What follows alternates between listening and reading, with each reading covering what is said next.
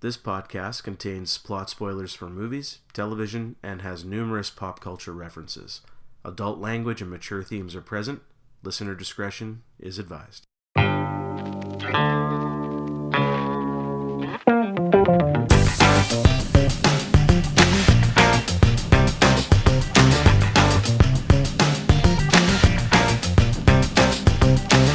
Welcome to a podcast of Rare Antiquities, Episode 1. Today, Jeff and myself will dive right into Weird Al Yankovic's cult classic, UHF. The milestone is here. We made it. Episode 1. First and last, maybe. We'll see. Yeah, it could be. It could be. So, I guess before we start getting into this movie, Jeff, maybe, I don't know, you want to tell me when you first saw this movie, or if you have any memories of this movie and anything that comes off the top of your head? I do remember watching this movie when it first came out in theaters. I was a huge Weird Al fan in the 80s and 90s. I found it absolutely hilarious, all of the songs, and today, whenever I hear the real song, all I can hear is the Weird Al version in my head. Those are the versions of the songs that I know. So okay. I was so excited to see this movie when it came out. So when you say by song, are you talking about the UHF song, or are you talking about like his other parodies? All of them, man. All of them. Any song that came out in the 80s that he did a parody of, if I hear that song on the radio today, I hear the Weird Al version. Oh yeah, whether it's the real one. Yeah. Same here. The UHF song, I can't recall that song itself. Yeah, I remember watching the actual UHF music video released around this time, obviously on Much Music or MTV. So I think that was my first exposure. You might laugh at this. I think the first memory I actually have of UHF is me coming out of Star Trek V, The Final Frontier, and seeing a one-person stand in line for this movie as I exit the theater. Well, I guess that speaks maybe to the box office of this film and why it's a cult classic. Oh, yeah. There was one line, one guy standing in line, and two guys standing in line for Star Trek V on the next showing. That adds up. Yes. Yeah, so like you, going back in time, my memories are very nostalgic when it comes to Weird Al Yankovic. All of his parodies I loved. When I was young, my cousin, every time we visited them at their house, he would show me his Weird Al albums or cassettes, or we would watch his music videos on TV. And initially we would gravitate towards his Star Wars parodies like Yoda instead of Lola. I think that was the favorite at the time. You know what? Less impressed now as I've gotten older with that particular song. Now, looking at it, all of his work, what's your favorite song he's ever done? My favorite song that he's ever done is Amish Paradise, which I believe actually post-dates this film. But that's still my favorite. Great music video, too. But because you mentioned Yoda, that was probably at the time, that might have been my favorite. Either that or Eat It. I can't choose between the two. I love Eat It. Yeah. Actually, fantastic. Actually, my favorite music video is definitely Amish Paradise. I don't think that's my favorite song. The music video would be Amish Paradise or Fat. I just love, it's so obscene now. I don't know if Fat would fly in today's audience. Amish Paradise still is a classic. My favorite song of his is either I Want a New Duck, which is the Huey Lewis ripoff, instead of I Want a New Drug, or All About the Pentiums. Oh, good choice, man. Good choice. Great song. What kind of chip you got in there? A Dorito? It's like, I love that. Great song. Yeah, great song. That, you know what, that might supplant Amish Paradise. I just didn't think of it. Yeah, the problem when you get into with Weird Al is like he has these really good songs, but then he, attaches all this polka shit to it on his albums, and that's where I just kind of stop. I hate all that polka nonsense. I never really got that joke. No, I don't know. And it wasn't just one. Like, he kept doing it over and over and over again. They're all again. over the albums. Yeah, they're all over the albums. Yeah, so I don't know what's going on, what his influence there, what influenced him to do all that kind of nonsense. It didn't work, and that's why I hate to say it, I never really bought any of his work, his albums. The only thing of his that I ever owned was this movie, UHF. Yeah, so now I just recently bought it on Blu-ray, and not for this podcast. It was maybe last year or 6, 7, 8 months ago, and The transfer is amazing on Blu-ray. Do you have it on Blu-ray or is it just DVD? No, I don't. I don't have it on Blu-ray. I don't have it on DVD. I did stream the HD version online. Pretty good quality. You know, it doesn't look fantastic. It was obviously pretty low budget. Yeah, this movie, they filmed this movie on the cheap, and it shows, but you're not watching a movie like this for its production quality. So you're going to enjoy it for, we'll get into it, what really works and what doesn't work. Is there anything else you want to talk off the top of your head about Weird Al, or should we get right down into it?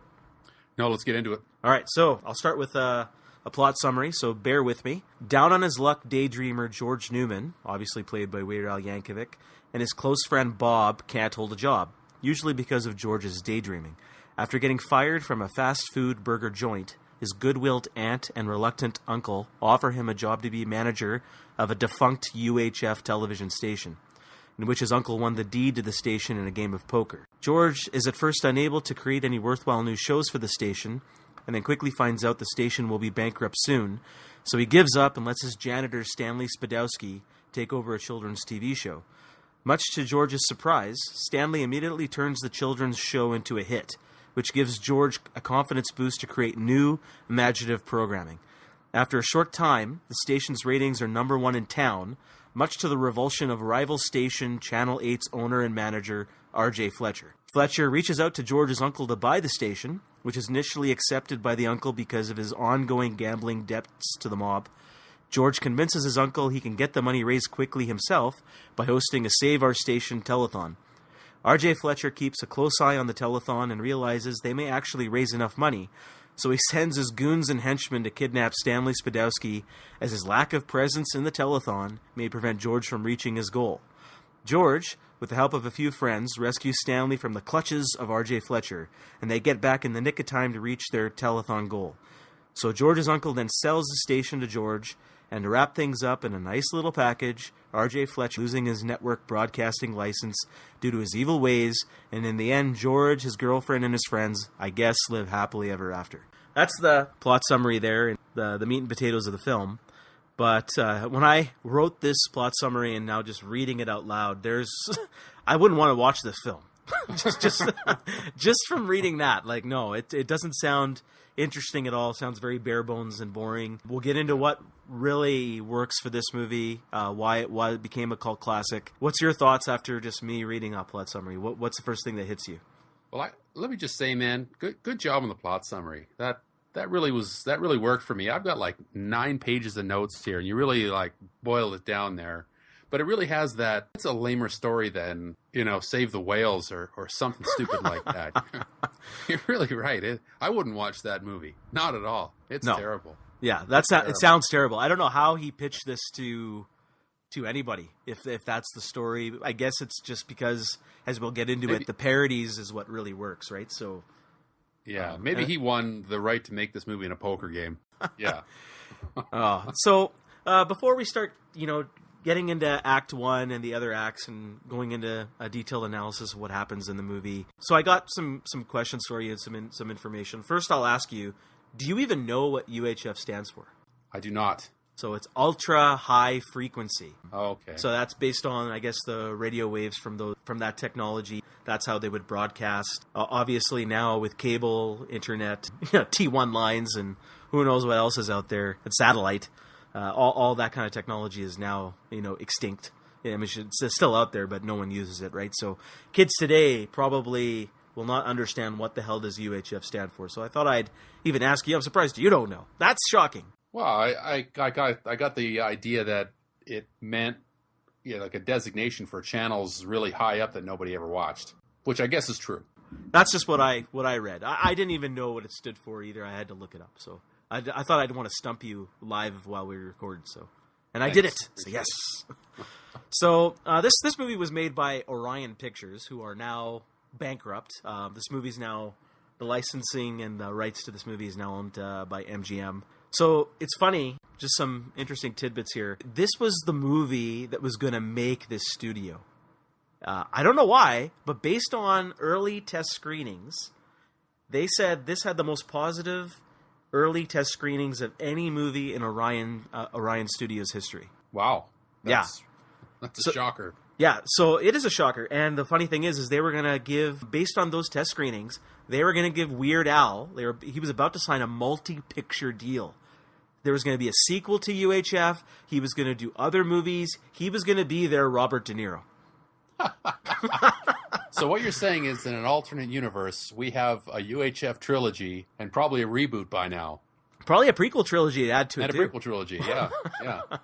And it's probably, in that universe, probably been rebooted about a dozen times already as well. So, yeah, that was the first thing that just shocked the hell out of me. They talked about that in the commentary. I saw that on the internet, and it was just like, what? Really? Like, Weird Al was going to get a multi-picture deal because of this movie? But the funny thing is based on that confidence, because they were so confident this movie was going to be a summer blockbuster, based on just those early screenings, they released this next to Indiana Jones and the Last Crusade, Batman, License to Kill, When Harry Met Sally, Friday the 13th Part 8, Star Trek V, as I mentioned, Lethal Weapon 2. They put that right in the middle of all those movies. So this movie had a budget of $5 million. It only made $6 million. And you wonder why. I mean, first of all, what do you think about that? Like, I just want to hear your comments on just the balls of releasing this movie and why would they do that? Well, I respect the balls of it. I guess it just shows you what a cocaine-fueled horror nightmare that Hollywood can be sometimes. As much as UHF holds a special place in my heart, nowhere in anybody's wildest dreams would you stack this up against any single one of those movies, let alone all of them. For sure. That doesn't make any sense. No, because I remember even when I went to see Star Trek V, which was released about a week or 2 weeks before UHF, I know that the lines for Indiana Jones and Batman were still, those movies were still drawing a massive audience. So I went to a website, and I saw what movies were released in August, because this was released in late July, UHF. August, there was nothing. I don't know, if they released this in August of that year, I can tell you right now, people would be starving for a dumb comedy. And that would have made more sense.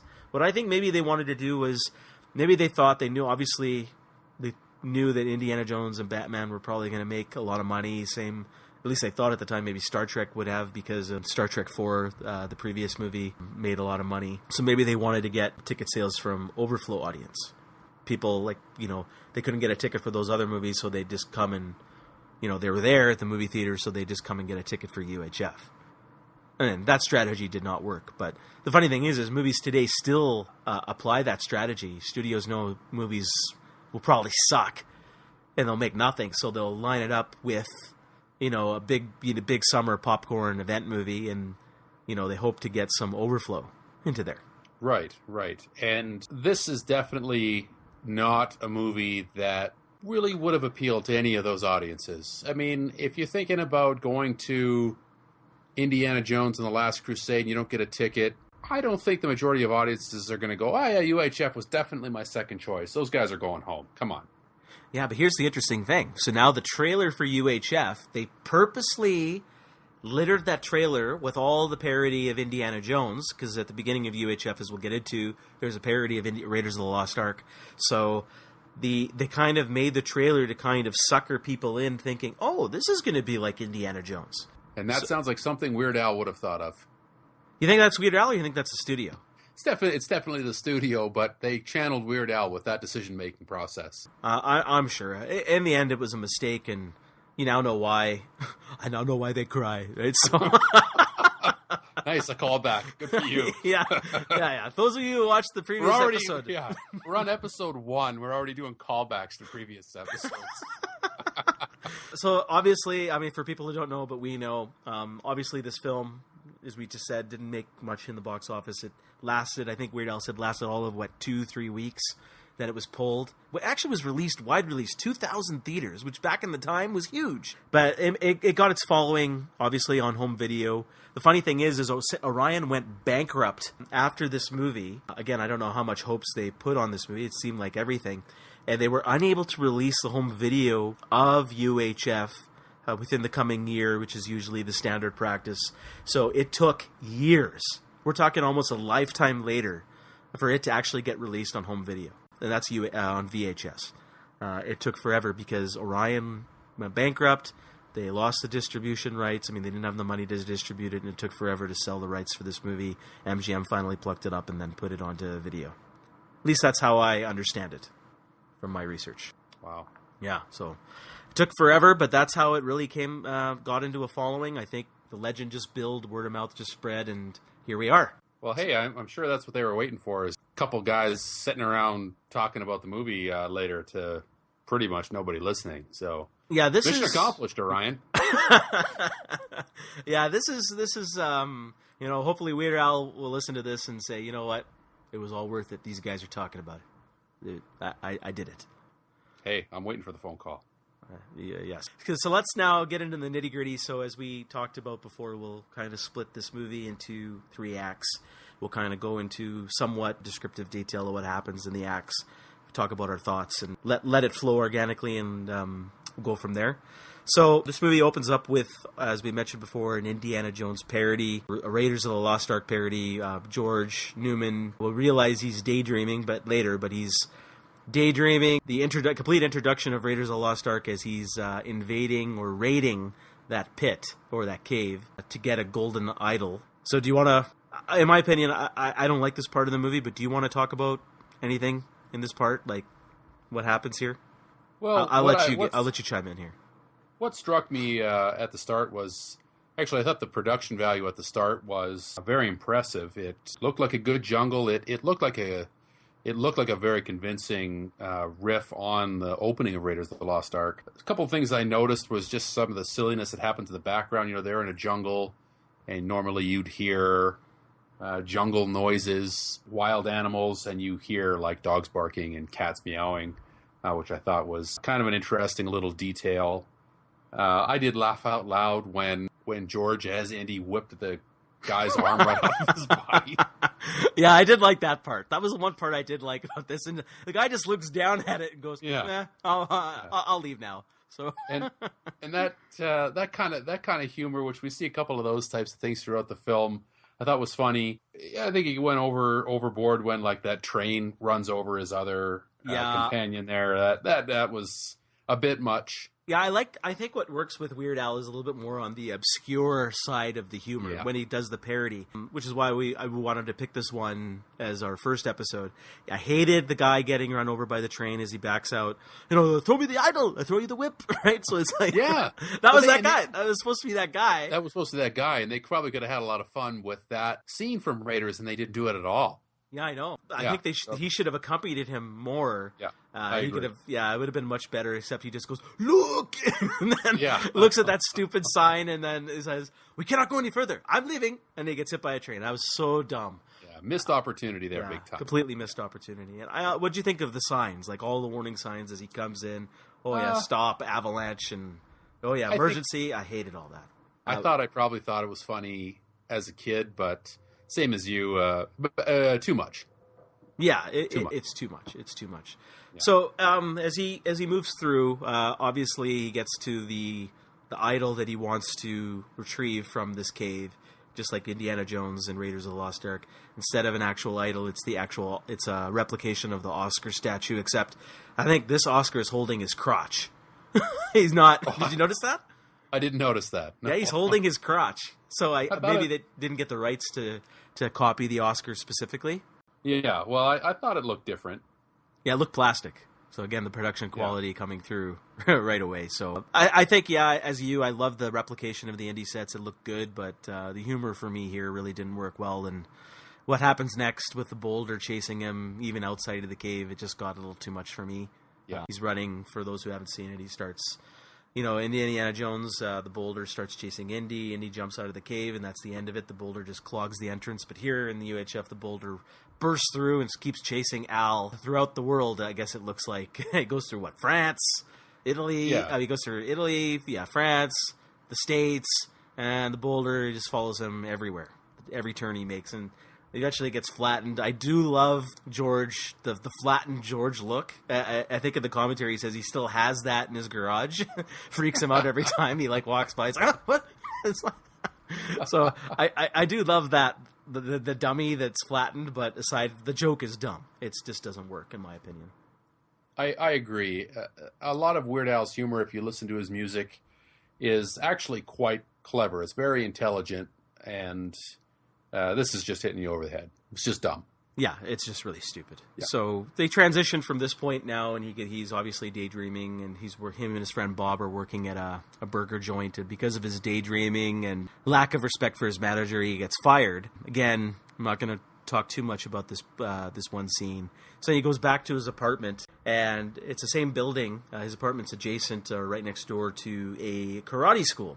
And here we get to meet Cooney, who's I can't remember the actor who's played him, but my wife immediately recognized him from some guy in 16 Candles who played Long Duck Hong, and it's like, is that a porn? It's like that's the first thing that came to my mind. Long Duck Hong. It's like, oh, it's a porn movie. It's a porn. That's name. not a racist name at all. No. That's for 16 Candles. Here he plays Cooney. I guess that's slightly less racist, but Slightly. Well, it's an improvement from Mickey Rooney's Asian take in Breakfast at Tiffany's. So Mickey Rooney's not Asian? yeah. So interesting thing about this building here. This was actually called the Intervision Studio. This building, this small little building you see there. They filmed this in Tulsa in the States, and it was I guess there was some technology being built there. I'm not sure if it had to do with movies or wine or grape seeds, because Francis Ford Coppola actually came by and watched them film a lot of these scenes. Francis Ford Coppola was watching these scenes. Yeah, he was watching them film UHF. I don't know why he was there. I think Weird Al said something about Intervision technology or something like that was being developed in those studios, but I'm guessing it's more to do with wine and grape. So, but the funny thing is he was busy watching UHF, but filming of Godfather 3 was happening at the same time. So I guess that might explain some things. Yeah, well, which movie are we talking about right now? That tells both. you all you need to know. Yes. Yeah. Godfather 3. I found that very interesting because, like, Weird Al, that was the highlight of UHF. Francis Ford Coppola comes by and starts watching and giving some tips. It's like, what? So, just tells you how much passion went into Godfather 3, I guess. And after. I don't know if he did much after that. Tucker, the man of his dreams, and maybe that's it. Dracula? Oh, yeah. Was that Coppola? Yeah. Oh, yeah, that was Coppola. That's a good movie. I like that pretty movie. Good. Yeah, it's pretty good. All right, so anyways. Maybe a movie for a future podcast. Anyways. Yeah, so just getting back into the scene here where, he's kind of getting depressed about his life, and him and his friend Bob are talking about it. So what'd you think of those gags with the karate school, hearing the background and the fist coming through the wall? And you know what? I thought that they were emblematic of a lot of the problems of the whole movie, not to get ahead of myself, but the movie's sort of structured in a way where there's just sort of random things that happen every so often that are meant for gags. When the guy punches through the wall and, Weird Al is looking at the guy's wristwatch to check what time it is nonchalantly, doesn't really generate a laugh for me. The karate teacher and his over-the-top accent and his catchphrase, "They're so stupid," falls a little flat for me. Really? I mean, when I was a kid, I liked it. I still like the punch through the wall gag when he's saying, "What's the time?" And it's like, "Oh, here we go." It's like I've always liked that. I mean, it's stupid comedy, but I think in this one case, for me, it worked. Yeah, I think what happens here is this to me is how simplistic the storytelling will be. This is story writing 101, and everything that they introduced, they'll kind of have a wrap up or a payoff later. Yeah. We'll get into that a little bit later. So, I will say though, is Terry, the girlfriend, is looking fabulously 80s all throughout this movie. Yeah, the less I talk about Victoria Jackson, the better. But we'll get to her in a second. So right now, still in the scene, he's talking to his friend Bob. He's played by David Bowie. Apparently, he gets mixed up by David Bowie all the time. Yeah, I looked at this guy's resume, and he hasn't really done much since this movie. I mean, no surprise. I think he was in The Rock as like an army guy, and that was it. He was, though, a stalwart of 80s movies as this pretty much exact same character, the friend. I haven't seen him in anything else except maybe a cameo in these other movies. What movies are you talking about? A couple of John Cusack classics. He plays the friend. That's it, just the friend. And that's right. Yeah, because he doesn't do anything in this movie at all. He does not. You know what? He's there for exposition. He's there for exposition, and I noticed when I was taking my notes as I watched this movie, I didn't write him down a single time in all of my notes, and it doesn't change anything in the story or the plot at all. Well, I wrote two things down. So one thing is there's a scene later with him, and when things start to getting successful for them, there's a scene where Weird Al's throwing grapes at him and he's catching it in his mouth. Apparently that's his special Hollywood trick.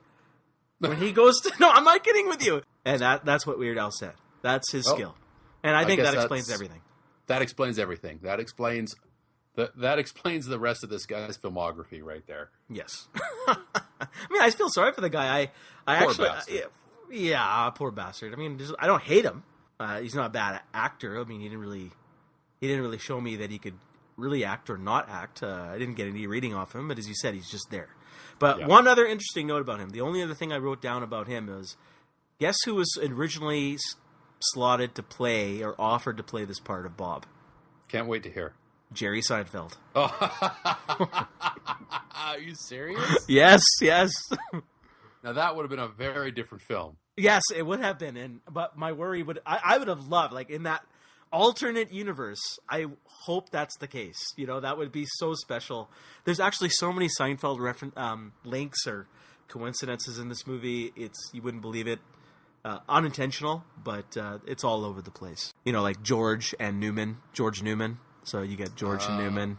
You know, I mean, these are just things, you know, after watching the movie and, you know, knowing about Seinfeld, you can go back. And then obviously Michael Richards and there's a couple. I'll mention a couple other ones to you later. But my question to you is, I think you just touched on it, is how do you think Seinfeld in this part would have done? Would it have been a different movie? How different? And then do you think that would have changed Seinfeld's career? Well, just thinking about that now, having first heard this just now, I do think that would have made this a slightly different film, because obviously that's going to change the relationship or how the interplay between Weird Al and his friend. So that would have been very different. Seinfeld obviously is not much of an actor, much different type of performer. So that might have been really interesting to see. Would that have changed his career? He's an unknown at this point, so I doubt it. Now, Seinfeld premiered in 1989, if I'm correct. Same year this movie was released, so I think it's unlikely that would have had much of an impact on the trajectory of Jerry Seinfeld. But you never know. Maybe because this movie flopped, they Columbia or who owned Seinfeld's rights at the time? They may have canceled that show because this was filmed in '88. Well, I guess that's a possibility. Yeah. So I mean, it's probably a good thing he didn't star in this one. So now we'll go back to the movie. So from the apartment, as you said, he gets a scene with his girlfriend. Victoria Jackson's absolutely horrible. I don't think she's trying, so she's just doing her shtick from Saturday Night Live. I think I've seen her a couple times there. I'm sure she's a very nice person and a nice girl, so it's nothing against her, but the fact that she has no career aside from this speaks volumes, so job well done. But so from there, we go to the aunt's party, and this is what really kicks off the movie. So I hear George, he's just attending his aunt's party, and we see his uncle winning a deed to this UHF station in a game of poker. So the funny thing here is what did you think about the Big Louie, who was the mob guy, telling his Uncle Harvey what he won the deed and stuff like that? You see that behind the scene, behind the chair point of view shot of just Big Louie's arm holding a cigar. He has this deep, sort of menacing voice. I wouldn't go that far, but what was your first thoughts of seeing this character? I don't know if I have my timeline right, but I thought of Dr. Claw. Yes, and I have that in my notes. Dr. Claw from Inspector Gadget. That's great. I'm glad we think of the same wavelength there. That is completely Dr. Claw. I wonder if he just got that from there. He never mentioned anything. I can't find anything on it. But well, I don't know what the timeline was on Inspector Gadget. That's why I say. But Dr. Claw is, of course, based on Blofeld from James Bond. So it could have been the same influence manifesting in that character. Maybe. But I mean, you don't get that behind the chair shot that you in Bond. Right? It's true. Usually the front point of view, and you see him stroking the cat. Here, there's no cat. Yeah. Even Dr. Claw has a cat. Yeah. And you just see the arm, and it's always the right arm with Dr. Claw. And here, it's always the right arm for Big Louie. And I found that amusing. I wondered if the director of Weird Al just ripped it right off from the cartoon. So could be. The only other highlights, so obviously what happens here is his aunt learns that his uncle won the deed to the station, so she suggests to him to have George, Weird Al's character, be the manager of this station. What I loved about this scene here is that Uncle Harvey says, "Oh, him? No way, no way," and they cut right away from there to George going to the station. I love the fact that they didn't waste time on exposition there. That's the one thing, the one point that I have that the director really did right is he made it tight. He didn't waste time in exposition. They just jumped right from there to going to visit the station, George and his girlfriend. Yeah, that's a really good choice there. You're right. No sense in wasting time there. Tight storytelling. The detail that I noticed in that scene was he won Channel 62 with a pair of sevens, which is a shit hand in poker. So I thought that was kind of funny. I didn't even notice, really? Yeah. Oh, yeah. Good catch. Good catch. I guess then the one thing I want to just quickly touch on is, it's a question to you. So we're going back to the scene where his Uncle Harvey wins the deed for this game, this station, by playing a game of poker. Obviously, this is going to be foreshadowing he's prone to gambling, prone to getting into debts and into trouble. Do you think that movies are proper storytelling should always have these kind of payoffs, or do you like it to flow a little bit more organically? Here, I feel in this movie, everything shown has that payoff at the end. So it's like very basic storytelling. But I listen to other podcasts, and a lot of people, when they review movies and they comment on movies, they like that. They're saying, I want that payoff. Like, why are you introducing something to me early in the movie without it paying off later in the movie? I'm not sure I like that all the time. I like it to be a little bit more free, a little bit more organic, whether it pays off or not. Because here, when I watch a movie now, it's like, oh yeah, here's the payoff. Here's the intro to the payoff. Oh, here's the intro to the payoff. Oh, I'm always thinking, if I'm introduced to something in the beginning of a movie, does that mean is this foreshadowing for something to come? Well, I see what you're saying there. And on the one hand, if we talk about what we were just talking about with cutting unnecessary exposition, having tight storytelling, if you're going to throw something into the film, then if there is no payoff later on, then why was it there in the first place? So I can understand that point of view. To speak to what you're saying is that really necessary to do that at all and just tell an organic story? Movies, I find now, and I think you'll agree with me, tend to flow sort of at a paint-by-numbers type of structure. So things are introduced and they're paid off later because that's how you tell stories now. So it is now just the norm. So it feels worn out. It feels used. So no, I don't think you need to be doing that. But if you're telling a tight story and you're a skilled storyteller, whether you're a director or any type of other storyteller, in order to tell a satisfying story, and I think this really is necessary in films, you need to hit the right beats. And often that means, if you're introducing something in the first act, it's got to pay off in some respect. Otherwise, it's kind of wasted screen time. No, good points. Yeah, I'm with you on there. I think that's good points that you brought up. So going back to the movie now. So what happens here after the party, as we said, quick cut for George and his girlfriend Terry. They're going to go visit the station and at night where it's abandoned or seemingly abandoned. Just from the outside shot, the place looks so... One thing I wrote down, it looks so small. Like this building looks like... It's like maybe 400, 500 square feet? And then, you see the shots later and it's a massive studio, a lot of office space, big, massive studio. Where did that come from? I mean, obviously this is movies, you gotta take things with a grain of salt, have a little leap of faith, but that's something I noticed is like, this thing is really small from the outside. It's the type of scene where the movie really shows its budget and they didn't have enough creativity to make you buy it. Yeah. When they start going up the steps, so here's the first instance of meeting the bum you see here, and obviously again there's going to be payoffs later with this guy.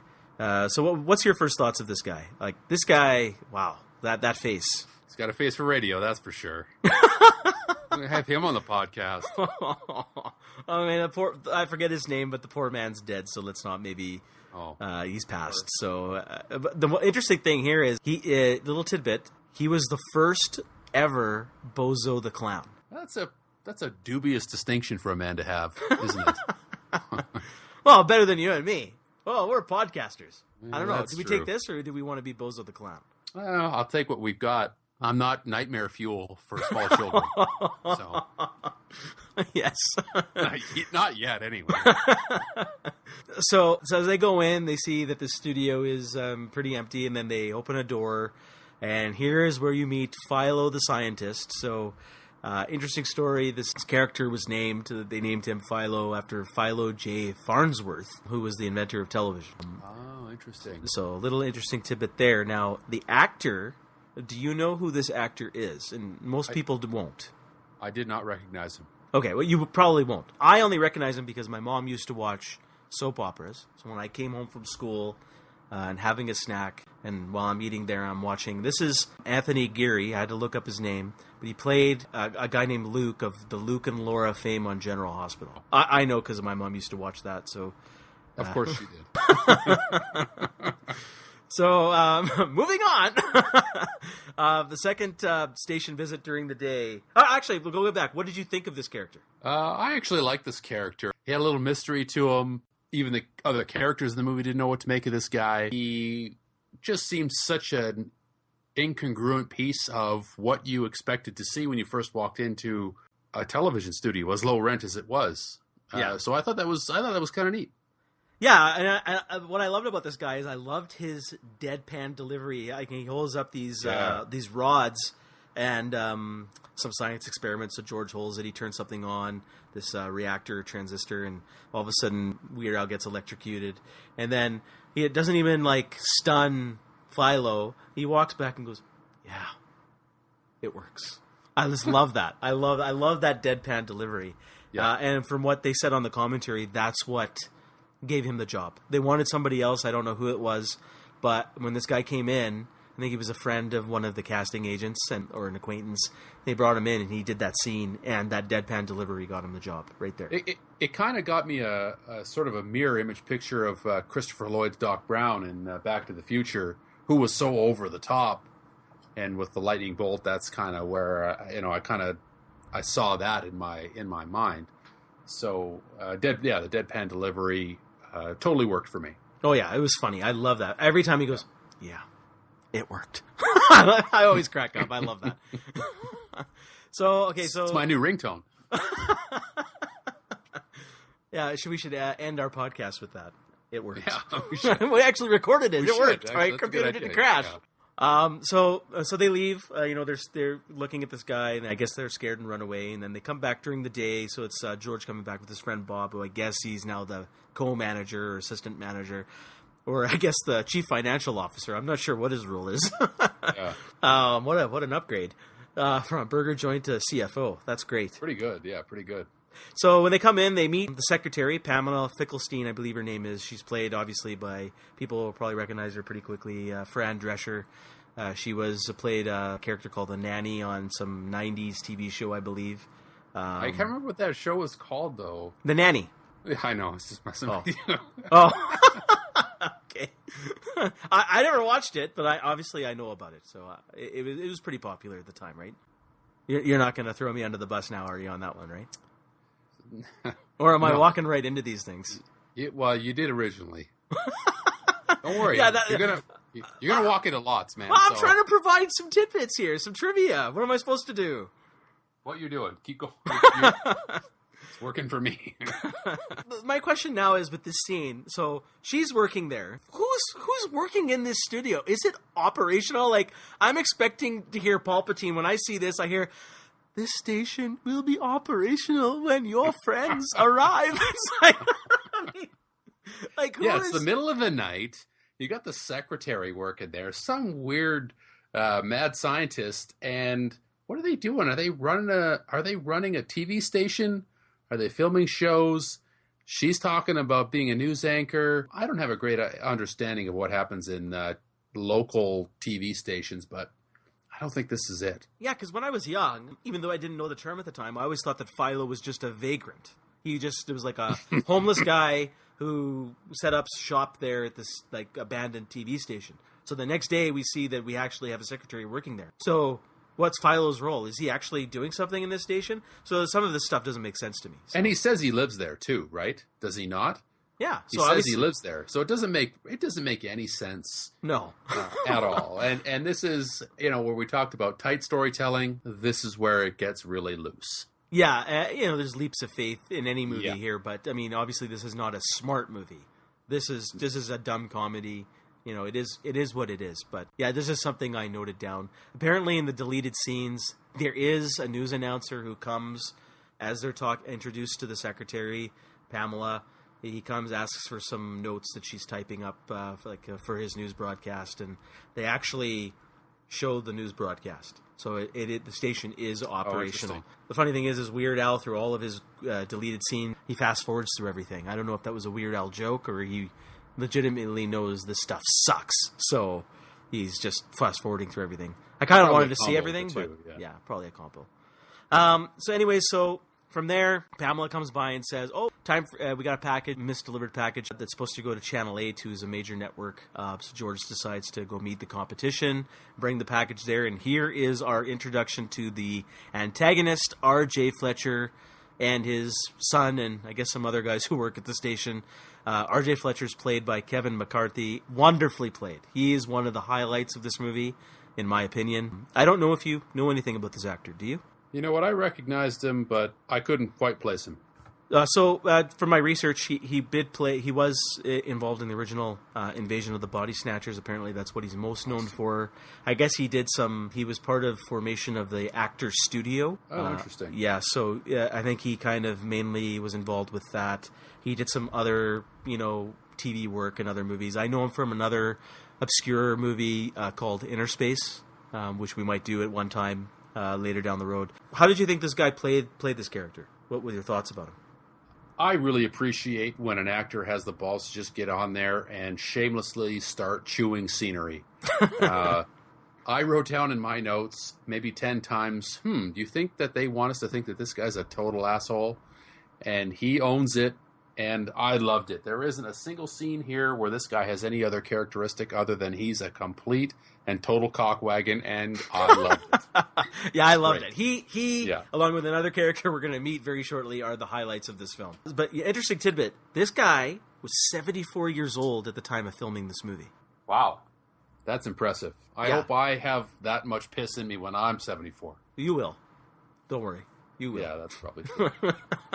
If there's one thing I know, if you're alive at that time, you'll be like that. But I wish I'm looking forward to it. But I wish I looked that good when I'm 74. That guy looked pretty good. Yeah, you don't look that good now. I know. Shocking.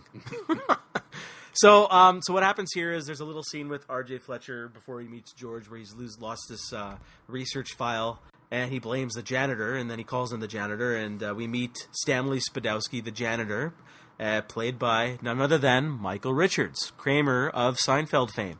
So before I get your thoughts on him, I'll just mention a couple things. This movie was the first movie that Michael Richards actually got billing. He was known just for doing some stand-up routine and playing some weight trainers or some other things on a show called Fridays, or when he goes on to The Tonight Show or stuff like that. He was just a kind of like a comedian, like more of a physical comedian. And this was the first movie that got him. He got a big break here, and he actually got billing. To me, he is the standout performance of this movie. What's your thoughts on this character and Michael Richards himself? Well, I mean, for sure, it's been a while since I've seen this movie, and being a big Seinfeld fan, I certainly marveled at how young he looked doing this film, and then realizing that it was the same year that Seinfeld came out was a big surprise that I noticed that. Certainly his physical humor, you can see, if you know Seinfeld, you can see the roots of his physical comedy here. Certainly this is much more over the top than his performance as Kramer on Seinfeld. But I enjoyed watching him. He has a certain presence on screen, even as goofy as he's playing this character. Having seen him play other characters, I think there's a lot of talent at play here. And if you just look a little bit deeper, it's more than just some idiot with a mop. My mop! And the fake, those are fake teeth too, right? Those are fake teeth. Yeah, those are fake teeth. I was going to mention that. It was part of my notes. He did mention. It's funny on the commentary. I think he does this quite often. I think he did this on the Seinfeld commentaries as well on those DVDs. He kind of pops in and out of the commentary. Like they're halfway through the movie. He comes in for 5 minutes. Oh, yeah. Great scene. I had fake teeth, and then he leaves. Sounds like an actor. Yeah. An actor, yeah. And as an aside, I mean, if for Seinfeld fans, if you watch behind the scenes on Seinfeld, he seemed like the serious guy there. Yeah, but yeah, it's true. I think he was probably the most serious guy there, according to what the rest of the stars said. Here, I think, interesting story about this one is he did a lot of ad-libbing. He's known for kind of doing that off the cuff, and he didn't really stick to the script a lot. He kind of just generally knew it and then kind of just went his own way. Mm-hmm. And that was a real interesting thing to know. It doesn't surprise me because he is that good at what he does. The interesting thing is here is when he had his audition, because they had him in mind for this part at the beginning. They brought him in, and I think they said he just started asking about coffee. Can I get some coffee? And then he completely forgot about talking about the part, and he just kind of went on a riff on coffee. And it was just interesting. And it's the same thing like when it happened when he auditioned for Seinfeld. Apparently, when he went in, he just did a handstand and then left the room. He didn't even speak, and that's how he got the job. You know, next time you want to go in for a job interview, I'm going to attempt a handstand, and see where that gets me. I'll probably fall over and land right on the table. You can try the other Michael Richards tactic and drop the N-word a few times. Let's see if that'll work for you. Oh yeah, maybe maybe where Too we soon? No. So let's move on. So what's happening here now is George then meets Stanley. He's getting his mop ripped away from, because R.J. Fletcher fires him because he thinks he stole the file. So then his son's trying to steal his mop away, and this is where you find out, oh, I've had this since I was 7 years old. And then, do you know the guy who plays R.J. Fletcher's son who's taking away his mop? Have you recognized this actor before? He looks like something I've seen in another 80s movie, but no. He played that gay street tough, one of the gay street tough couples in Seinfeld who torments Kramer. Yes, of course. Not that there's anything wrong with that, of course. But I remember that, and I can see his face in my head right now. That's hilarious. Yeah, along with the other gay Italian stereotype, right? Yeah. So. You will wear the ribbon! Let's get back on track. So what happens here is going back to the UHF, the movie, we see George's first attempt at trying to create some original programming. Uncle Nutsy's Playhouse. He doesn't have a lot of kids there who's really interested. And then we get our first kind of parody commercial, Spatula City. Yes, Spatula City. Spatula City. I love that parody. This is actually the first scenes ever shot for the film, was shooting this commercial. Oh, really? Yeah. And the funny thing is they actually put the billboard advertisement for Spatula City actually on a freeway in Tulsa, and they left it on there after filming was done for several months. And the funny thing is people kept inquiring about, where is the Spatula City? I want to go there because they sell spatulas, and that's all. All. I mean, I never understood that. Really? People, I guess it doesn't surprise me in the world we live in that people actually want to go to Spatula City. It's a really random joke to make. Who thinks that up? That's the genius of Spatula City, and how well they worked that commercial, I thought was really impressive, with the kids being super excited. Just a stroke of genius.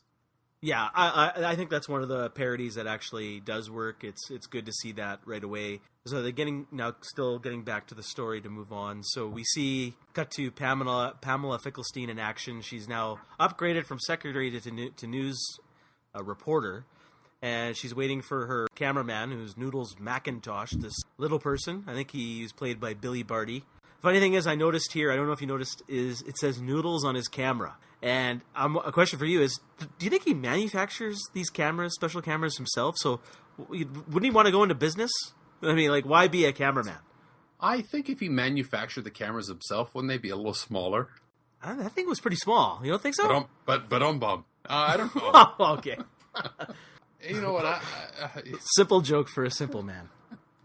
Yeah, it's not going to be the last. Yeah. Anyways, so we see this guy, and then he gets tripped up. We see RJ's the competition, Channel 8's RJ's son, who's also a news reporter, I guess, and his Italian crony henchman. I love this guy. Yeah, toothpick. Yeah, the chewing the toothpick. So his name is David Proval. Do you know where he's from? Have you recognized him from somewhere? Oh, I recognize him, but again, I just can't replace these guys. He was on The Sopranos, the full run. Oh, are you serious? Well, there you go. I guess that adds up then. Yeah, so I'm very happy that he actually broke the barrier and avoided those Italian mob stereotypes. I mean, yeah, exactly. It's good to break down walls. Yeah. It gives me hope for the world, right? So, I guess when you got a certain look, that's it for you. So after RJ actually trips up Noodles, it breaks his camera and it hurts Noodles again. Payoff later. The crony, the hench, the Italian mob guy who's played by David Prohl, he comes by and goes, Noodles, you have to be more careful. He knows Noodles. Noodles is that famous. I mean, yeah, because Channel 62 is such a fierce competitor in the newscasting world. This is something I noticed. Is like Noodles, I guess, is well known in the industry. So, like you say, and I had this thought when I was making my notes. I'm like, having not seen the movie in a while, obvious setups for later payoffs. Yeah, yes. Everything, again, is a payoff. You know, some things happen. There's some other jokes that happen along, but to kind of round out Act 1, I think which is the bulk of the movie, actually, George finds out that the station's about to go bankrupt. He can't find any audience for the shows that they're producing, and coincidentally, because he's trying to work so hard to get this off the ground, he forgets his dinner with his girlfriend and her parents. And just want to talk about that scene with Victoria Jackson and her parents. Did you get a load of what the fuck she was wearing? Oh my God. Like I said before, fabulously 80s? Yeah. Fabulous. This isn't 80s, man. I don't know what this thing was. She's got a tiara on. She's got this what is this, like a prom dress, and these poofy shoulders. These aren't the shoulder pads that women wore in the 80s. What the fuck is this thing? This is a puffy dress. Yeah, it's a puffy dress over football padding. Okay, fabulously 80s from outer space. Yeah, so but you know what? I made a note of it. I thought it was a little bit funny, but a bit much for. You're kind of overloading a small scene here with what's trying to be a big joke, and I don't think that works. Yeah, and anything, in my opinion, every scene she's been in has been horrible. It hasn't worked. I don't enjoy the character. There's not much there, so at this point, because George forgets the dinner, she dumps him, even though he's working really hard. I think someone would understand, but I've had enough of you, George. You and I are through. So that's the end of it. That's a really good impersonation, man. That was really impressive. Thank you. No, seriously, that was great. wait till you get a load of me, right? So it's okay. So this kind of rounds out Act 1, which is the bulk of the movie, which is why it took a lot of time to get here. So the rest of the movie is really quick and fast. But just at this point, what are your thoughts of this movie, and is it working for you? And are you interested in these characters? At this point, I think I am interested in George. He has a few qualities that I think I identify with. Definitely a lot of misses. Our antagonist is working for me as well. We've had our look at our first parody, which, as we said already, worked well. However, there are a lot of misses so far for me. You know, if we're looking at this movie objectively as a person who's never seen it before, I think we're in trouble. Are you driving right now? No. Couple things that I did note in Act 1 here, that a couple threads that are picked up later, but I thought were more prominent in the first act here, is as soon as we see George coming out of his first daydream, I think we're introduced to a couple of things. Obviously, we see that he has an active imagination, that he's a creative type personality, and that these traits are not glamorized in him in the first act. These are holding him back in his life. He is a late 20s loser, along with his friend. His girlfriend obviously is in the same boat because she's dating this loser. He can't make his imagination work for him. It's always holding him back. And I thought that this was a really interesting thread that they started up, and by far the most compelling piece of the film so far, even in a comedy like this, because his active imagination is what propels the rest of the movie. Yes, and we'll get into that shortly. Yeah, it's interesting when you talk about the imagination. I've seen the updated Walter Mitty movie, so I know of the character. When I watched the commentary, he mentions that one of the inspirations for this movie was the original The Secret Life of Walter Mitty, where Walter Mitty's a daydreamer as well. Have you seen either movie? No, with Ben Stiller, right? Yeah. I have not seen it. Actually, I really enjoyed that movie. Highly recommend. Oh, interesting. Okay. It's one of the few Ben Stiller movies I do enjoy. So these characters are working for you and you're invested. George is working for me, so yes. Yeah, I mean, for me at this point, I would say when I was a kid, obviously I loved George. I loved Stanley right off the bat. Looking at it now, if I just saw this movie, I have to take my nostalgia glasses off. So far, this act isn't working for me. I'm bored. I'm not really interested. It's only because I know what's coming that I'm still watching. And they took a lot of time to get here, actually. It doesn't feel that long in the movie, but the rest of the movie it seems so short.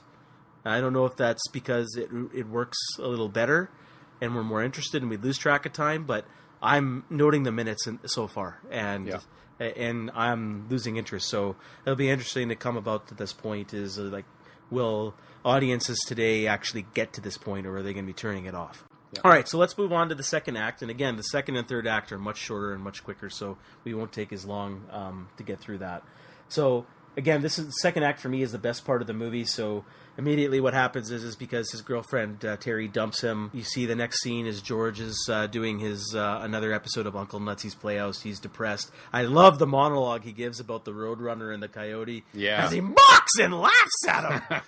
I hope you enjoy it. Oh, I love it. I love that part. So I appreciate Weird Al's acting there. If you call it acting, I just love that monologue. But the noteworthy part is he just gives up, leaves the live taping of the show, tells Stanley to go in and he can have his own TV show. I love Michael Richards' delivery. He goes, Stanley, would you like to be a host of the TV show? And he goes, okay. I love that. And then they leave, and then he kind of he's like wondering, well, where do I go? Oh, he sees the studio door. He sees that it's live, and he goes, I can't do that chuckle appropriately, but I just love that. I just love his stupidity that he's bringing out, his ignorance and the naivety, and it's perfect. It's wonderfully played. So what happens is then George and Bob go to a bar, and this is again another leap of faith here. All of a sudden they see everyone's tuning into their station, and from an audience of nothing, all of a sudden he is instantaneously billed to an audience of 5 to maybe 500. In this world here, pre-Twitter, pre-internet, hard to believe that he went viral before that was even a thing. Yeah. And within moments. Yeah, within moments. It's the same show. Yeah, it's the same show. It was over a commercial break. Yeah, it's over a commercial break, essentially. And then, something I did notice as well, like when they're in this bar, I don't know if this is a commentary of Americana or whatnot. All these people, what is this, 10, 11 a.m. and the bar's packed? Yeah. And you can see the type of patrons that associate this bar. So I won't go further into that. And they're all watching a kid's show. So I think there's some disturbing things here that we should just get moved past as quickly as possible. I guess the one question I was going to ask is how did this catch on fire that quickly, and where did those members come from? But it's a big leap of faith. But then the only other questions, you just briefly touched on that, the only last question I have is life like a mop, Jeff? I'll tell you this, I wrote this down, and that's a way better saying than it's a box of chocolates. So it is. Yeah, it is like a mop. You know what? I actually really did like that speech, as goofy as it was and as silly as it was and as maybe as protracted as the speech was. I really thought it was interesting because it spoke to that character's past. Obviously, he's a moron, borderline mentally, developmentally challenged, and he loves his mop. And he is a guy who understands that life can be a piece of shit, and you work hard and you scrub out, and sometimes there's a lot of garbage in that, but you pick it out and you stand up and you make it good by scrubbing it. And as simplistic as that sounds, I thought that was an interesting thing to throw in there. Yeah, I agree. I always love that speech. It's a feel-good speech. What he's saying is correct, even though it's on a very simplistic level. Meant for humor as well. But, yeah, I've always loved that. It works. I think it works. I mean, obviously it's played for laughs. But like I said earlier, with a lot of Weird Al's humor, if you listen to his songs, there's a lot of intelligence behind a lot of the lyrics if you listen to Weird Al's songs. And I'm not trying to elevate his art form, as talented as he is. But I think this is a piece of that, where there's a lot more going on under the surface in a lot of Weird Al humor that people don't pick up on, because obviously the surface is sort of the goofy parody stuff. And really, if you listen, this is the kind of stuff that's actually there. So if you pay attention, you can get more out of it.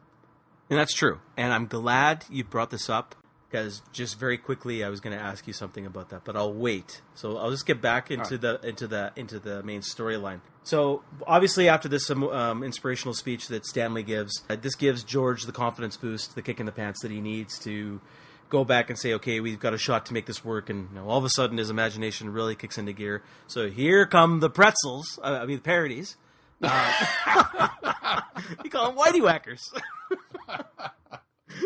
Here come the pretzels. So yeah, you get parody after parody, and this is why the second act really, really works so well. This is what Weird Al's known for. This is why they wanted to do this movie. Probably why the studios greenlit this. So now you get all the great parodies. You get Conan the Librarian. You get Town Talk. You get Strip Solitaire, Celebrity Mud Wrestling, Wheel of Fish. So which one was, out of those, or if I missed any, were your favorites? Well, I have a question for you, Harry. Okay. Don't you know the Dewey Decimal System? At the time, yes, but I forgot everything now. When Conan the Librarian just straight up chopped that dude in half. See, that's the best part of it. It wasn't the Dewey Decimal System. It wasn't. It was like, I'm sorry, these books are a little overdue. It's like, no way, I didn't talk to him. No, just hack him straight in half. Like, cut the guy in half. I love it. Fantastic. I'll say this. As much as I love Conan the Librarian, my favorite parody here is the classic song Beverly Hillbillies. Oh, what? Are you kidding me? Yeah, no, I loved the Beverly Hillbillies. I think that actually came earlier. It's not part of it did, but it was late Act 1, but you didn't talk about it, so I'm bringing it up. With some state-of-the-art 3D computer animation. I guess maybe that was the Intervision technology. I'm not sure. Yeah, it might have been. Maybe that's why Francis Ford Coppola said, "Fuck this! I'm going to go make wine." Oh my God! Now I know you're the one who's doing the trivia, but do you know the background of this one? Of which one? Beverly Hillbillies. Beverly Hillbillies. Oh, yeah. I know of the show. Right. I know he's riffing off another song and just adapting the lyrics. Beverly Hillbillies. I forget what the song is. But I hate every aspect of this. This is, my opinion, the worst part of the movie. Oh, this is great. So the Beverly Hillbillies song here, obviously, as you know, is telling the story of the old TV show. The song it's parodying is the classic "Money for Nothing" by Dire Straits. And in fact, in the video features from Dire Straits Mark Knopfler on guitar and Guy Fletcher on synth. So two guys from Dire Straits actually perform the music for this parody and are in the video. Yeah, I remember hearing something like that. Yeah. So that was my favorite, just because you're talking about the parodies. That was my favorite parody. That's your favorite parody in the whole movie? Well, at least to this point. I have a soft spot for Wheel of Fish, but it was really racist. So, Wow. I mean, yeah. I wouldn't go far as saying there was anything racist in any of that. My favorite, aside from Conan, in this section of parodies, is Town Talk. I love it. How it is a complete snapshot and commentary on America's sensationalism, exploitation, and all the talk shows. Like, it was a complete riff of Geraldo Rivera at the time. There was no Jerry Springer at the time. I think that came in the 90s. I love it. It's like, I love it. He attacks Satanism. Shut up, you pinhead! You make me sick! And that, I made a note of that. Yeah, very funny, very funny. Yeah, and at the end, like, Nazi hookers. It was Nazi lesbians, I think, is what the actual. Oh, did this inspire? What was it? Robert Rodriguez Grindhouse thing? The Nazi women werewolves or whatever. It may have. So here's where it all started, folks. Yeah, maybe. It started. Yeah, I also love the strip solitaire. It's like. I like the strip. I mean, just the concept of strip solitaire. It's like I'm just going to be stripping by myself, you know? Yeah, exactly. Mind you, you know what I also liked was the celebrity mud wrestling with Mikhail Gorbachev. Yes. I thought that was pretty good too. Yeah, they're all good. And this is what really made the second act work, and what really kicked off the movie. This is comedy and Weird Al at his best, in my opinion.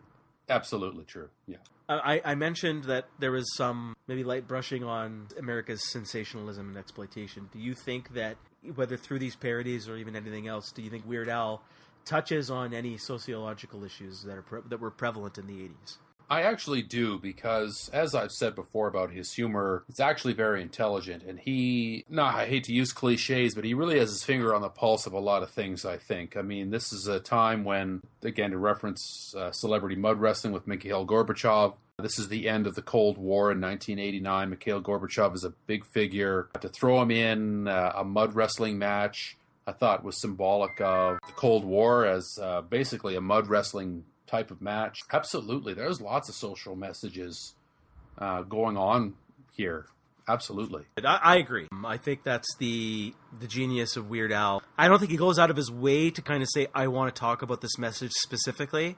I think part of it is his genius in comedy and parodying. A lot of what he's parodying sometimes already touches on some of those issues. So it's just blind luck or happenstance that he's actually airbrushing on these issues, is what I would say. I agree.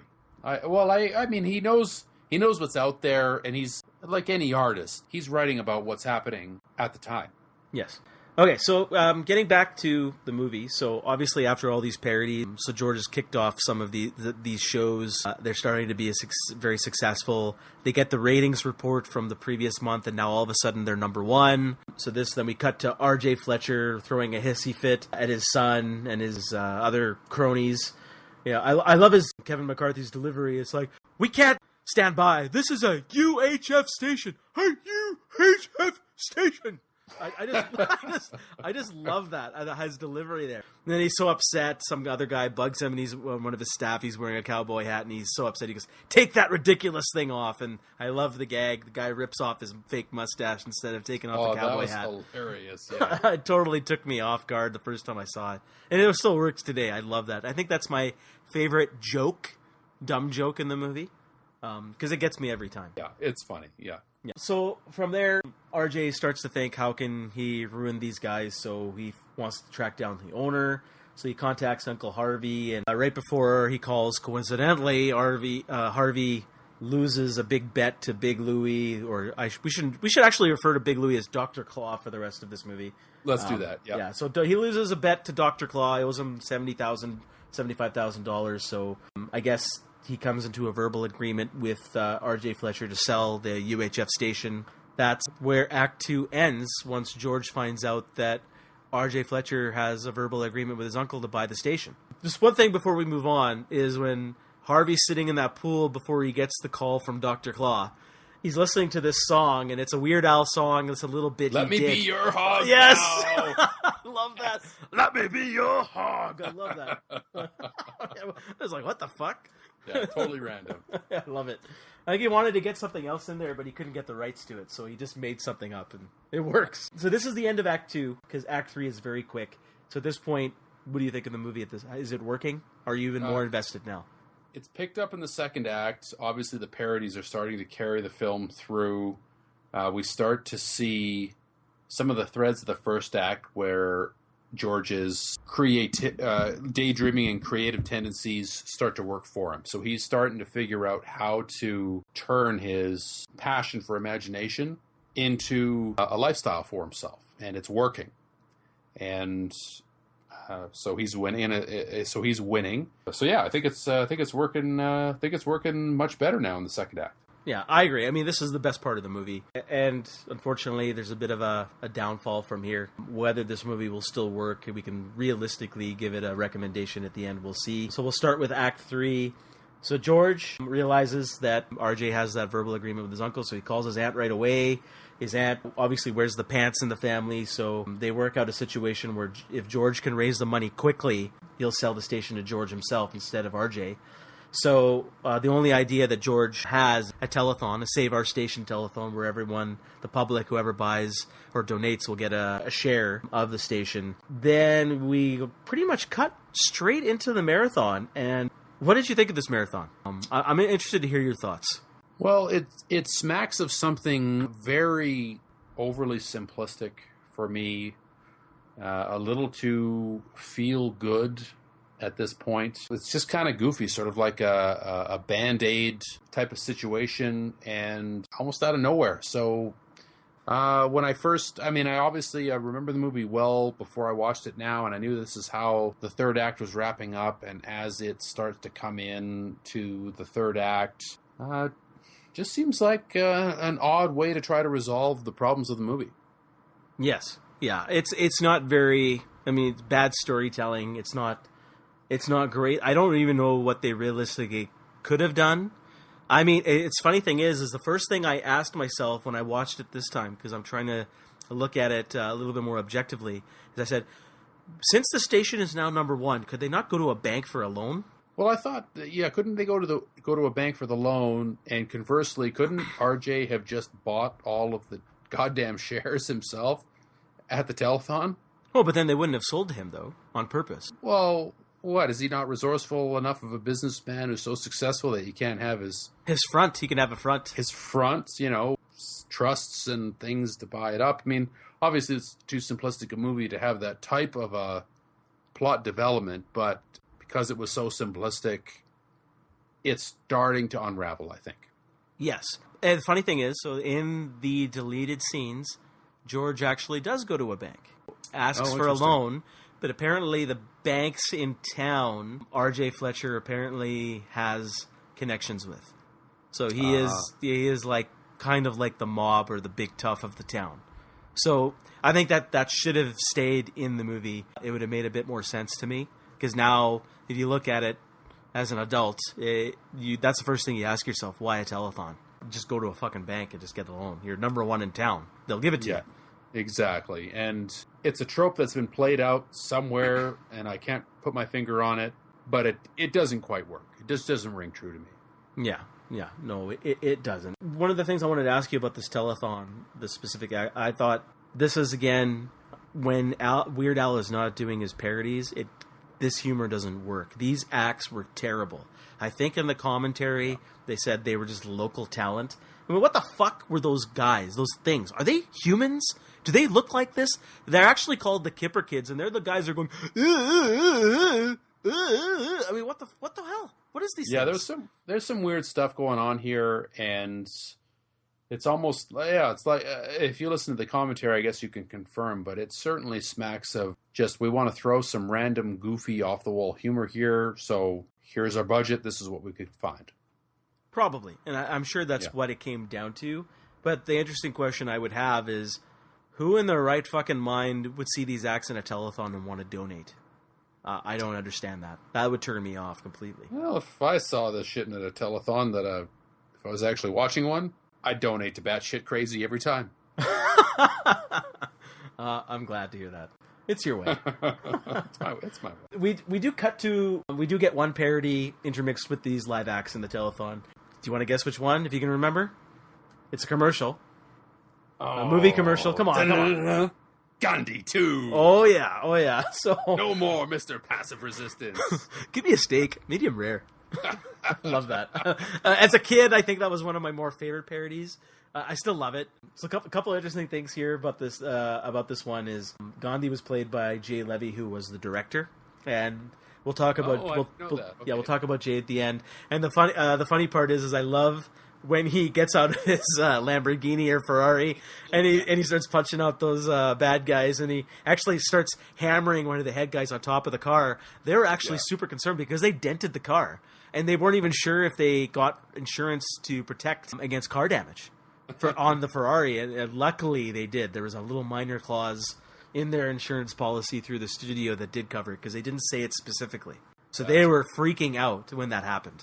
That apparently that would have stopped the film in its tracks at that point. Well, I can understand that. That's an expensive vehicle. Yeah. I mean, that vehicle probably cost more than the movie cost. Or no. No, Joke. We know how much it costs. at this point here is, and again, this is something I'll ask you. RJ is obviously keeping an eye on this telethon, sees that they're starting to raise some significant amount of money, but God knows why. But anyways, he starts getting worried and he says, I think it's time I need to send my henchmen. We need to kidnap Stanley Spadowski. Well, so they kidnap Stanley. My question is, why? At this point, what is him not being there? I know in my plot summary I said, I was just stretching it. It was a guess at his motivations that I'm going to take Stanley away from this telethon so it won't raise money, but really, why would that make a difference at this point? Again, we're stretching the story a little bit. I suppose if we want to go from a very simplistic standpoint, because Stanley was the most successful, or the Stanley Spadowski's Funhouse was the most successful show, he's obviously the draw of the network. So if he's not there, the ratings go down, fewer people are watching and pledging, and all that bullshit doesn't make a lot of sense in the real world. Obviously, we're playing in a different playground at this point. So yeah, I agree. It doesn't make a lot of sense. The reason why I can guess from a story point of view or a movie point of view is they needed some kind of action scene or some kind of threat, and this was the only thing they could think of. And they also wanted to get in another parody. So we'll get to that in a second. Right. So I love the cut scene when they go to, so Stanley gets kidnapped and he's located in a warehouse being held by the Italian guy and some other henchmen. And I love one of the older henchmen because like he's really getting annoyed by Stanley. He's going, the I Spy game. It's like, I see something orange. Something orange. Do you know what it is? It's an orange. I still laugh at that today. It's so stupid, but his delivery of it is so good. Orange. You know what I really liked about that scene is as he was saying, it's orange, but his blindfold was orange. So I thought that's what he was talking about. Good catch. Maybe that's what he's seeing. He's so he can't think. He doesn't have any deep thought, so it's just like what he's seeing. He's an idiot, so that's what he sees. But even he can't even recognize it as his blindfold. It's like, I see something orange. Oh, it must be an orange. Right? Good catch. Of layers. Yeah, lots of layers. That's a great catch. I do love Michael Richards' performance here. I love it when I love the going back to one of the bad guys. It's not the Italian guy. It's the other older guy where he's getting so frustrated as he's doing this I Spy game. He goes, "Let me kill him. Please, let me kill him." It's like I love that delivery. That when I quote this movie, I quote this movie often with my sister or some family members, and that's usually one of the things I always pull from. Is like, "Let me kill him, please, let me kill him." I'm happy you have situations in your life with your family members and your sister where you can use that line. Quote it. Yeah, I won't go further into that. Yeah. But I love when Stanley sees his mop, my mop, and then like the old mop that was stolen from him. Obviously, the payoff has come back. He gets so excited, he breaks out of his ropes. He goes on his little escape spree.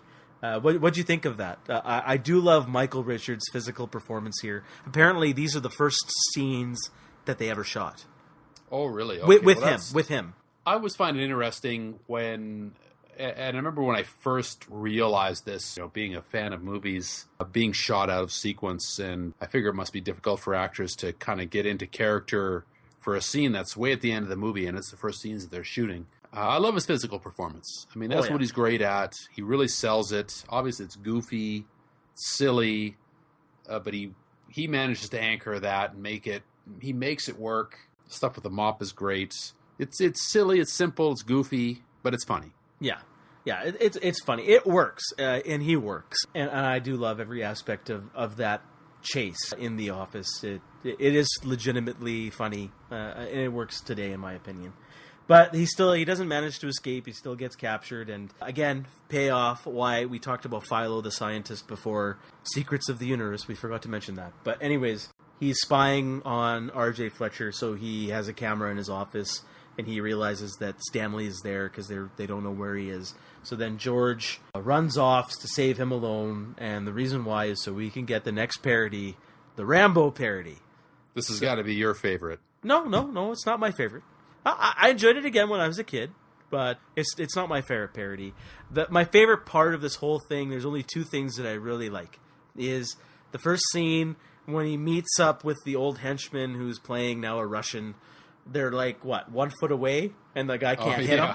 And then he takes George takes the bow and arrow and lets it go and blows the guy up. I love that effect. I love that parody, how nobody can hit Rambo, and it works. It was a joke back then, right? Because, Rambo, went through so many people, and he never got killed, so that's what he's touching on. What I actually thought is it really resembles quite closely the climax of the most recent Rambo movie, where he just blows up some generic Asian bad guy camp.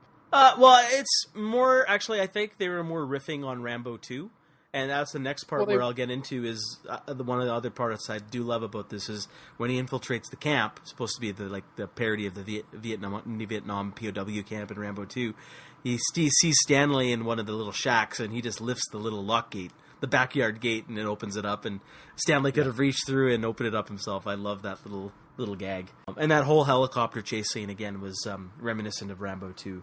I do love the electrical tape on, if you noticed, when you see R.J. Fletcher in his own little helicopter, and he has the number 8 on his helmet for Channel 8, and you could love the production budget there, because it's either hockey tape or it's electrical tape.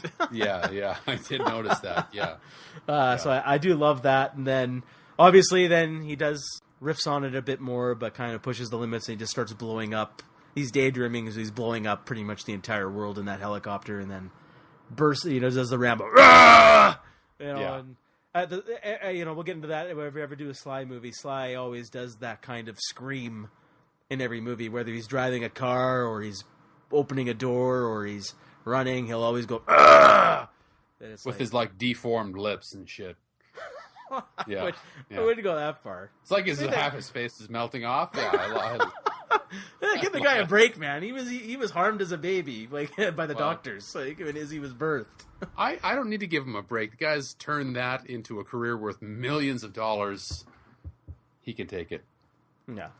So what I thought was kind of, small details sometimes stick out, right? And he catches a bullet. Weird Al in that scene, right? He catches a bullet in his teeth. Yeah. But it's the whole bullet. It's not just the slug. Why is the whole bullet in his mouth? Doesn't make any sense. Good catch again. It's just lazy. It's lazy, but I mean, I'm going with it. I'm letting it go. Yeah. I'm not going to harm this movie simply because of that. So the parody ends because George is daydreaming. He breaks into the office to rescue Stanley, and then we cut back to the real world, the movie world, where he realizes, oh shit, I came with nothing. So I didn't call the police. I didn't do anything. He gets captured as well, but then we hear there's a noise in the closet. I don't know how these guys got in there, but there's Cooney and his karate guys, the Cobra Kai or whoever they are, sweep the leg, right? So they come storming out of the office and I guess beat up everybody, and then we cut immediately to the end of the movie where Stanley is rescued, George is coming back with those karate team and Cooney back to the station, and they get there, they meet their goal because the bum apparently got a very rare penny from R.J. Fletcher by begging to him at Channel 8 earlier in the movie, and it was worth a fortune. So he buys all the rest of the shares, the bum, who's Bozo the Clown Bum, and they meet their goal, and Uncle Harvey sells everything to George, and the station's theirs, and R.J. loses. So what'd you think about that rushed payoff? Because it pretty much is as quick as I just mentioned it there. Yeah, it definitely felt a little rushed. I mean, we go from the Rambo parody right to the climax of the telethon, and like you say, everything just sort of comes together right at the end. And in a movie like this, obviously everything's going to come together at the end really quickly, but felt a little forced. Even his girlfriend comes back and she loves him again all of a sudden. Yeah, it's a joke with the rare coin that the bum has where he buys himself a Rolex, which is again a payoff of a setup from earlier. And then what was the deal with Philo going back to the mothership there? That just, it's a little out of nowhere. That was a little weird. Yeah. I mean, yeah, that was a little weird, right? Yeah, I don't know where that came from. I guess just they wanted something. Maybe that's what the Intervision technology was, and then I keep going back to Francis Ford Coppola. It's like, oh, what's this Intervision studio and technology? Maybe that was the effects company. He goes, this is shit. I'm gonna go make wine. I could see Francis Ford Coppola going back to the mothership, though. That would add up. let's be real. Every Hollywood movie wraps itself up in a nice little bow. Yeah, R.J. Fletcher. But, he gets, as I mentioned in the plot summary, all of a sudden out of the blue, this, I don't know, FCC or whatever who manages all the TV rights in the networks, some rep comes through and he goes, "Oh yeah, I've been watching you. You've impressed me. I'm revoking your license." And then he gets canned, and then he realizes the bum's got the Rolex, and he's the reason why the shares were bought because of his penny. Again, bad guy's got to get it. It's all wrapped up in a neat little package. And so what'd you think of that? I felt that they could have done a little more with it. Yeah. It felt a little, I don't want to say easy because, again, it's not Shakespeare. But considering the level of talent I think that actually is involved here, as I've said with Weird Al, we could have done something that would have been a better payoff for all of the setups to this point. We didn't really get it. Yeah, no, we didn't get it. Maybe Orion Studios got it, and then they went bankrupt. So I'm not sure. Yeah. They ran out of money before they could make a real working ending. But so be it. Yeah. So that's the end of the movie. I have a couple questions as for the final thoughts. One, do you still enjoy it today as much as you did before? What do you feel are really the strengths and weaknesses of the movie, and what really stood out for you? Okay, well, I'll answer those in a different question. The standouts, obviously, are the parodies that take place throughout the film. I'd say there wasn't really a parody that didn't hit for me. The commercials, the Conan the Librarian, the Rambo thing, all of those parodies hit for me. So I'd say that those are the standouts. Does the movie work for me overall? I have to say no. Overall, the movie doesn't work. My memory is a lot kinder to the film than my eyes today. Yes. And I was going to say the same thing. I mean, we are trying to do this podcast. We're not just going to sit back and gush over something we loved as a kid. We have to be still somewhat objective, right? So I'm with you. The parodies work. They are the strengths of the movie. It's so little a part of the movie, but when it's firing on all cylinders there, it really works. I also think, surprisingly, I would say that the acting from some of the actors really are good. Kevin McCarthy as R.J. Fletcher, Michael Richards are the standout performances. I do like Philo's deadpan delivery every time he's on the screen. And surprisingly, actually, I do like Weird Al. And I wanted to ask you about this. Obviously, he's no leading man. He's no Oscar caliber actor. Do you think he can act? That's an interesting question because you mentioned Jerry Seinfeld earlier, potential actor who could have been in this film. No, he cannot act in the same way that Jerry Seinfeld can't act. But there's a certain aspect to him as a performer that makes him work on screen in this role. So when he's in those parodies, it works. When he's doing Weird Al, it works. When he's just exchanging dialogue in a scene with another character, he's pretty cardboard. He's pretty one-dimensional, and it doesn't work. And again, why I brought up Jerry Seinfeld, much the same thing. If you watch Seinfeld, that guy's not an actor. He can perform, and he helps make the jokes that are being told by some of the other actors work, right? And Weird Al sort of occupies the same space for me in this film. This movie doesn't work at all without Weird Al. No, it doesn't. And that's the reason why I wanted to bring it up is I agree with you. I mean, he's not a great actor, but surprisingly, there are a couple of moments where, when he realizes the station was going to go bankrupt and he knew things weren't going to work, I actually felt for him in those scenes. I thought he actually portrayed that emotion like he wasn't obvious with it. It's a very subtle performance. Whether that's through his inexperience as an actor and he didn't know what to do, or he actually knew what he was doing.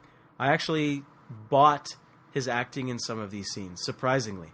And I still do today. But I understand what you're saying completely. He is not a great actor, but I don't want to be too harsh on the guy either. Whether it's by fluke, and again, happenstance that it does work, I don't know. The directing itself, I found, was just paint-by-numbers guy. This is his manager who's directing this, Jay Levy. I think in the commentary, Weird Al kind of just said, "Oh yeah, you were the director. I think you just got the gag, so that's why you did it." So yeah, it's very. There's no artistry to the direction here. It's point the camera over here. Yeah, Yeah. And have the actors hit their marks. I mean, it's not that kind of movie, though. No, So, in fact, it's funny. I found in the commentary, Weird Al actually makes fun of him and his directing. He goes, "Oh, we were supposed to get a look at this person's face, but you didn't tell him to turn around." I don't know if he was just joking or if he was actually legitimately saying, "You suck" as a director. but you know what? It might be a combination of the two, right? Because that's what he does, is he is making fun of other people. And especially if you listen to Weird Al's more modern songs, because he still makes parodies that aren't nearly as popular as they used to be. But he's often making fun of the artist now when he does his parodies. So in a commentary track, a comment like that makes me think that, yeah, he's making a joke, but he is criticizing the artist for their lack of vision. In the context of UHF, that might not be fair, because what's the director supposed to do in this situation? The jokes are written, the parodies are set, we know what we're going to see. It's kind of a situation where you've got a director who's just there to direct traffic. It's like Brett Ratner. The guy's not directing anything from an artist's perspective. Yeah. He's just there to show the actor where his mark is, and that's it. Yeah, and I agree. There's nothing special to his style. It's very paint by numbers. It's very simplistic, but that's what this movie is. So, yeah. So just again, as a final thought to wrap things up, the only thing I would say to you is, does this movie work today? Would modern audiences really be able to get through this movie? Because to me, this movie really just is a snapshot of 80s lifestyle. It does touch upon, as I mentioned before, sensationalism, exploitation, with some of those parodies. It shows the style, of pop culture, because he hits on a lot of those marks in this movie based on other movies or other things that were happening in pop culture at the time in the entertainment industry. So do modern audiences, would they be able to understand any of that stuff? If it's a yes or no question, does this work for modern audiences given that context? I'm going to say no, it does not. The issues that are brought up, as you said, that we've touched on, aren't given the airtime, the humor, the satirical element that I think a modern audience is going to need in order to have that hold up. So I'm going to say no, it does not. The nuggets are there. I think there's some really, really interesting stuff that does happen at points throughout this movie. Overall, I don't think that the modern audience has a lot to get out of this one. I'm with you on that for the most part. I guess then, would you recommend this for someone to watch today, though? Or no? Would I recommend this? Yes. You know what? I would recommend this for somebody to watch today. And the reasons why I would is because I think that there's some really funny points in this movie that I think predate some of the humor that we take for granted today. If you are a fan, say, for example, of a show like Family Guy, where just a random vignette will pop out of nowhere of a pop culture reference, or a show like Robot Chicken, UHF did all of that stuff 20 years before those shows ever thought of this. So I think that this was the genesis of some of that type of humor as a piece of cultural history. That's important. So I can recommend it from that perspective. If you were to take that away, I don't know. I don't think so. No, actually, very well said. I agree with your point of view. I love how you touched on, and I agree that it is a genesis of some of the humor that is popular today. You mentioned Robot Chicken, which I do thoroughly enjoy, and Family Guy, which I used to enjoy in its early days, but not anymore. It does touch on a lot of those things, and if you do enjoy satirical humor, if you do enjoy parodies, I do recommend this movie. If you've just discovered Weird Al Yankovic, do yourself a favor, watch this movie. If you've never heard of Weird Al Yankovic and don't want to watch a movie, maybe just YouTube some of his music videos, and if you get a kick out of those, go find this movie somewhere and watch it. Highly recommended from my end. I do have a little bit of rose-tinted glasses on because I did love this movie as a kid. I do still mainly enjoy this movie now, even though there are large parts of this movie that still don't really work and I can find some flaws, but I do recommend it. I still have fun watching it today. I think that wraps it up for today. Hopefully you guys got through it. We're at the 1 hour and 50 minute mark right now. I think we're longer than the actual movie at this point. So. Yeah. You probably can. Why don't you just go, forget us, go watch the movie right now. Don't even bother listening watch the movie. Honestly, that's a win for Weird Al. If the podcast from Two Random Dudes is longer than the film, you won. For our next episode, Jeff, do you care to enlighten us on what we're going to do? Because since it's your turn to choose. Well, I will answer that question with another question, my friend. What do you get for the man who has everything? The David Fincher thriller starring Michael Douglas, The Game. Oh, great pick. Yeah, it's been a while since I've seen that movie, so I'm looking forward to watching it. That's a good one. It's a good one to choose. Fincher directed that one? David Fincher directed that one. Oh, yep. Wow. Oh, so great. We're getting into Fincher already. That's great. Yep. All right, so that wraps it up today. Episode 1, our review and take on UHF. Hope you enjoyed it.